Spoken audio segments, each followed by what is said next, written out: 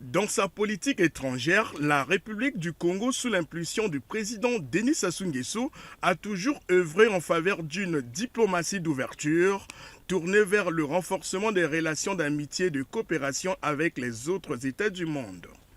En arrivant ce samedi 23 mai au Palais du Peuple, où le décor a été planté à l'occasion de la prise de fonction officielle de nouveaux ambassadeurs accrédités au Congo, le chef de l'État n'a su que perpétuer une tradition diplomatique bien établie depuis des décennies. C'est la diplomate belge Emmanuelle Plissard de Foix qui a eu l'insigne honneur de présenter en premier ses lettres de créance au président de la République.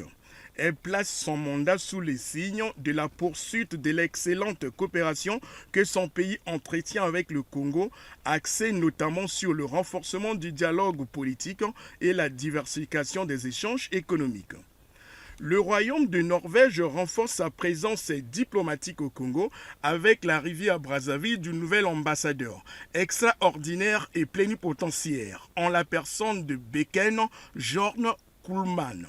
Il a présenté lui aussi ses lettres d'accréditation au chef de l'État Denis Sassou Nguesso, dont l'engagement pour la protection de l'environnement a été reconnu et salué par le diplomate norvégien au cours de leurs échanges.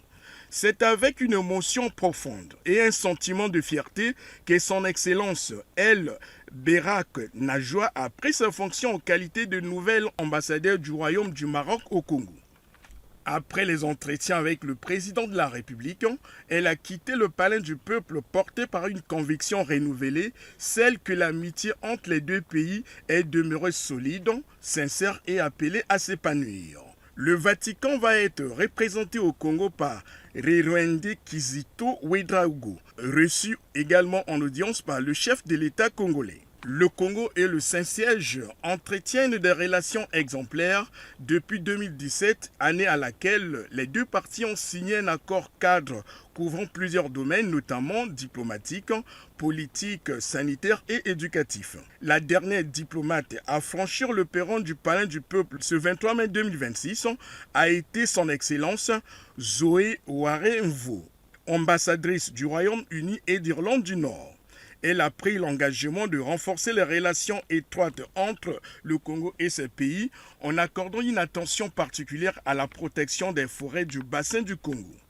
Cette cérémonie de présentation des lettres de créance de ces nouveaux ambassadeurs qui intervient quelques jours après les récentes visites de 3 chefs d'État au Congo illustre bien le dynamisme de la diplomatie congolaise en cette année 2026 marquant le début du nouveau quinquennat du président Denis Sassou Nguesso.